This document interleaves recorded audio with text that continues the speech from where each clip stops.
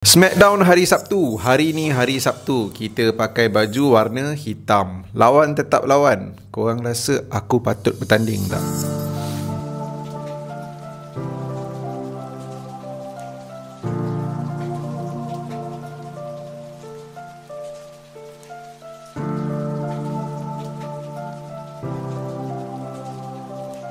Raw minggu ni tak best, kita tak buat video pasal Raw. Smackdown minggu ni best, kita buat video pasal Smackdown. Tapi untuk Raw, AEW Dynamite dan juga NXT, aku ada buat super short review. Kata kalau Smackdown tak best pun, aku akan buat super short review. Tapi sebab best, kita buat video lah.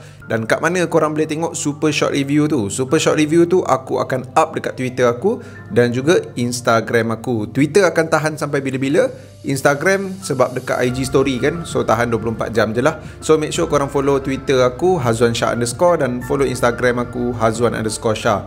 Dua-dua link tu aku letak dekat ruangan description kat bawah. Ok, untuk Smackdown minggu ni. Tapi sebelum kita cerita pasal Smackdown minggu ni lah, kita cerita satu benda yang berlaku dekat NXT minggu ni, pasal Samoa Joe. Samoa Joe sekarang ni dah medically cleared untuk bergusti balik. Dia dah boleh berwrestling balik. Jadi untuk orang yang layan Raw dan Smackdown je, tak layan NXT, dekat NXT minggu ni Samoa Joe dah bagi tahu yang dia akan lawan dengan Karrion Kross untuk NXT Championship dekat NXT Takeover 36. Kat sini aku punya prediction Samoa Joe akan menang sebab Karrion Kross macam dah dipanggil-panggil naik ke main roster. Mungkin Kross akan kalah supaya dia boleh naik ke Raw, dan mungkin lepas tu kita akan tengok Samoa Joe jadi NXT Champion. Tapi nama pun prediction, aku tak katalah benda tu betul-betul akan jadi kan. So kita tunggu dan lihat. Tapi satu benda yang aku betul-betul yakin, NXT Takeover 36 takkan mengecewakan. Kita cerita pasal Smackdown minggu ni. Okay, dulu aku pernah kata yang kalau boleh bila ada Raw ada Smackdown ni, aku nak dua-dua brand ni ada entrance yang berbeza. Sekarang ni kita nampak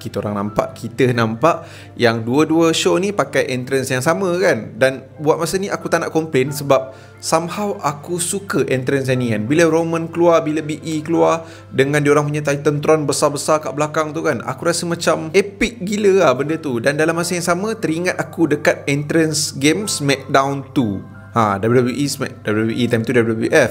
Game WWF Smackdown 2. Time tu zaman PS1 tak silap aku kan. Superstar jalan keluar, belakang tu dia punya Titantron, dia punya video clip dia kan.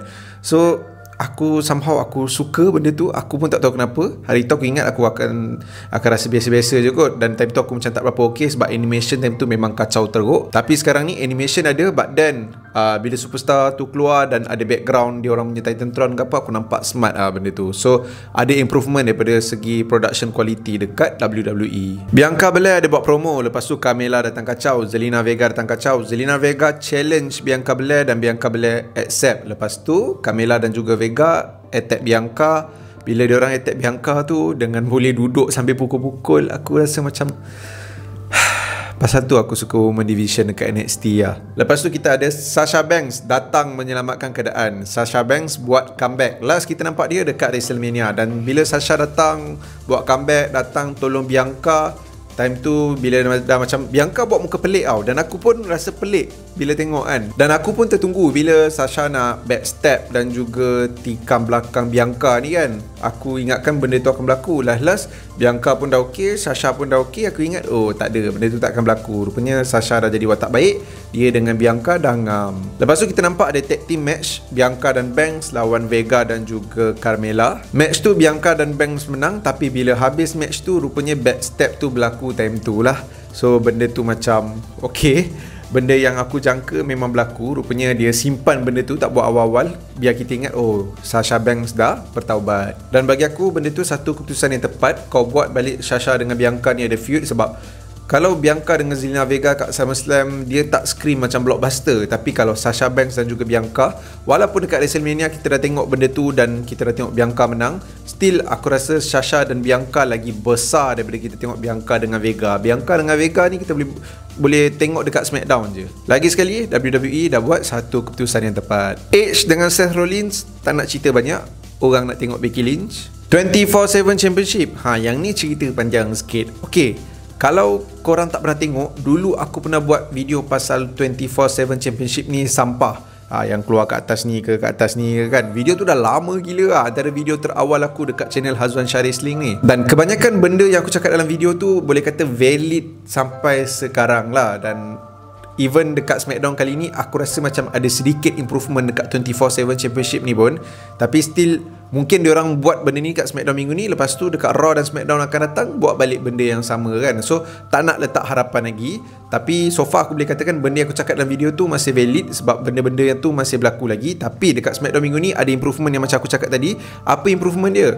Kita dah mula nampak, hari tu kita nampak Reginald defend title tu lawan R-Truth dekat Raw. Kali ni lawan Chad Gable dekat SmackDown. Maksudnya sekarang ni 24/7 Championship ni dah dipertaruhkan dekat setiap show, dan bagi aku benda tu bagus dan kena lah. Walaupun dia nak buat untuk Raw je, aku tak kisah, tak payah pergi SmackDown pun tak apa, tapi tiap-tiap minggu defend title tu, defend dalam satu match dekat atas gelanggang, nak buat orang kejar-kejar pin kat luar ke apa ke, boleh buat sebelum ataupun selepas match tu berlangsung. Time tengah dalam match jangan kacau, samalah macam Hardcore Champion dulu. Lagi satu kenapa aku kata better buat match macam ni, at least dalam match macam ni kita tengok dia orang tak ada nak main roll up sana roll up sini kan, dan cara dia menang pun dengan buat beberapa move.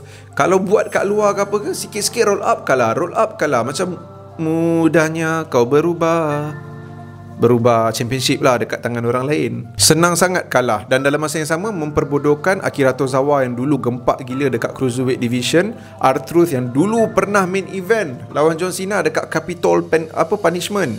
So aku suka bila ada match macam ni defend tiap-tiap minggu, dan at least lah dekat pay-per-view tu kau dah ada pre-show, kau defend lah title 24/7 Championship tu dekat pre-show. So dah ada satu benda yang aku dah macam okay dah pasal 24/7 Championship ni. Diorang try to defend the title dekat tiap show. Walaupun result dia minggu ni Reginald menang DQ ke apa kan, tak kisah, tapi at least ada improvement. Dalam masa yang sama, buat superstar besar ni pun heran nak menang 24/7 Championship ni. Barulah nampak benda tu berprestige. Hari tu aku tak rasa title ni berprestige sangat tau.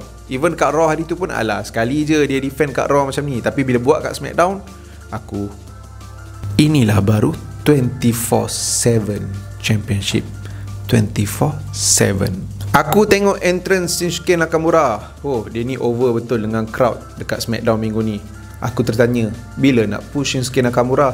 Tengok Cesaro macam tu pun sedih. Hari tu dah kena push, sekarang macam dah tak ada plan dah untuk dia. Lepas tu ada seorang lagi, Robert Roode. Sampai bila nak geng dengan Dolph Ziggler? Go solo dulu pun gempak kot dekat NXT. Dekat main roster sekejap je gempak. Entrance dia je gempak dulu kan. Sekarang ni tak ada apa pun yang gempak pasal Mamat tu. Time tu aku dah rasa sedih lah. Sampailah penghujung match 6-man tag ni, Shinsuke Nakamura yang pin Apollo Crews untuk mendapatkan kemenangan. So aku harap lepas ni Nakamura kena push. Tapi kalau Nakamura kena push jadi Intercontinental Champion tu aku risau sikit lah.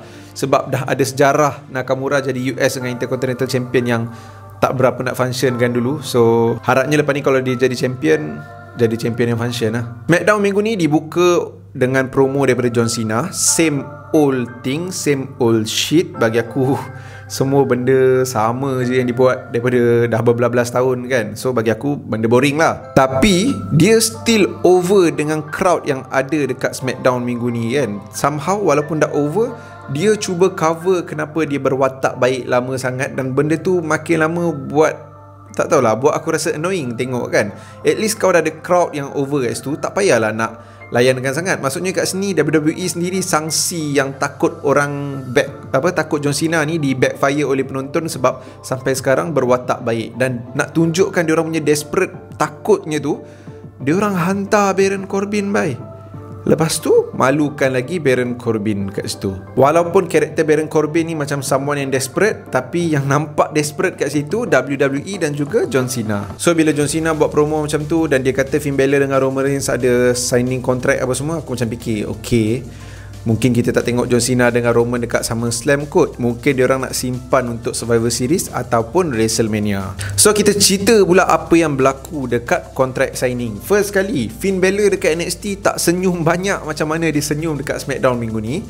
Risau dia dipergunakan macam dulu balik. Time tu aku macam tak apalah, at least dia dah dapat championship punya match dekat SummerSlam. Sampailah Baron Corbin datang kacau Finn Balor. Satu benda je yang aku suka bila Baron Corbin ni datang kacau Finn Balor. Dia bantai Finn Balor time tu macam brutal jugalah, dengan campak Finn Balor keluar, dengan hentak kepala Balor dekat meja. Aku rasa benda tu nampak ganas, vicious. Dan itulah Baron Corbin yang kita nak tengok kan, badass. Tapi penampilan still macam gampang lah. Lepas tu bila Baron Corbin dapat kontrak, dia macam dah nak sign, aku rasa interesting. Weh, kita dah ada John Cena, kita ada Roman Reigns, kita ada Finn Balor, masuk lagi Baron Corbin. Rupanya WWE ada plan something untuk Baron Corbin, tapi John Cena pula datang kacau. Rupanya Corbin tetap macam Corbin yang kita tengok sekarang ni. So dekat situ kita nampak John Cena sign kontrak, menandakan yang dekat SummerSlam kita akan tengok John Cena lawan Roman Reigns, bukan Finn Balor lawan Roman Reigns. Walaupun aku lagi suka tengok Finn Balor lawan Roman Reigns daripada Cena dengan Roman, aku tak boleh deny story macam ni terbaik gila. Dalam masa yang sama, last week sampai ke hari ni, rupanya kita semua kena game. Selalu kena game, kadang-kadang kita bengang, tapi aku tak. Aku rasa macam wow, diorang buat something yang aku tak expect akan berlaku tau. Bagi aku macam out of nowhere, unexpected, tak predictable langsung. Smackdown punya story bila involve Roman ni semua terbaik. Seriously, walaupun Cena lawan Roman aku tak suka, macam aku cakap tadi, aku suka Balor dengan Roman, tapi cara dia orang planning untuk nak buat Cena lawan Roman ni terbaik. Seriously terbaik. Aku suka. Aku tak boleh nak gambarkan dengan kata-kata. Aku just boleh beritahu aku suka benda ni, walaupun kena game. Dan dekat sini juga kita nampak elemen desperate yang diorang letak kat Baron Corbin tu mampu ubah satu keputusan yang besar lah. So maksudnya Baron Corbin jadi macam tu bukan bodoh-bodoh macam tu je. Rupanya dia mampu ubah main event yang berlangsung dekat SummerSlam nanti. So desperate tu pun main peranan juga. Bila dekat backstage kita nampak Paul Heyman dengan Adam Pearce dan juga Sonya Deville ada bertekak sikit. Paul Heyman kata dia macam tak setuju lah, patutnya Finn Balor dengan Roman. So kontrak tu mungkin tak sah, tapi Adam Pearce dan Sonya Deville kata sah. Kalau aku jadi Paul Heyman, aku terus tarik kontrak tu, aku terus koyakkan. Dah tak ada kontrak yang John Cena sign. Dan sekarang kita akan tengok John Cena dengan Roman kat SummerSlam. So layan je lah. Cumanya next week dekat SmackDown kita tengok Finn Balor lawan Baron Corbin. Baron Corbin yang macam ni nak lawan dengan Finn Balor. Lauk Corbin. Bayangkanlah kalau feud ni dah ada Roman, ada Corbin, ada Balor, ada Cena, jadi Fatal 4-way, tiba-tiba Big E datang masuk kacau. Weh, chaos bye. Aku tiba-tiba rasa macam aku suka chaos. So kat sini, apa yang aku rasa WWE dah buat satu build up yang baik untuk SmackDown minggu ni lah. Dia buat aku rasa annoying dengan Cena punya promo dan tak rasa Cena lawan dengan Roman kat SummerSlam. Sampailah tutup kontrak signing punya segmen ni, rupanya kita dapat juga tengok Cena dengan Roman dekat SummerSlam. Finn Balor memang jadi mangsa, tapi tak apalah, satu storytelling yang sangat baik. Dan aku rasa patutnya segmen kontrak signing ni patut tutup show SmackDown minggu ni. Sebab SmackDown minggu ni benda yang buat aku rasa macam segmen kontrak signing ni lah. Okay guys, itu saja untuk video kali ni. Harapan aku Raw lepas ni tolonglah best dan bersaing dengan SmackDown. Barulah nama brand split. Kalau korang tak tekan lagi butang subscribe, make sure korang tekan butang subscribe, tekan sekali butang loceng, asyabala butang subscribe, dan make sure korang layan dua-dua video kat sebelah kanan ni. Bye my father.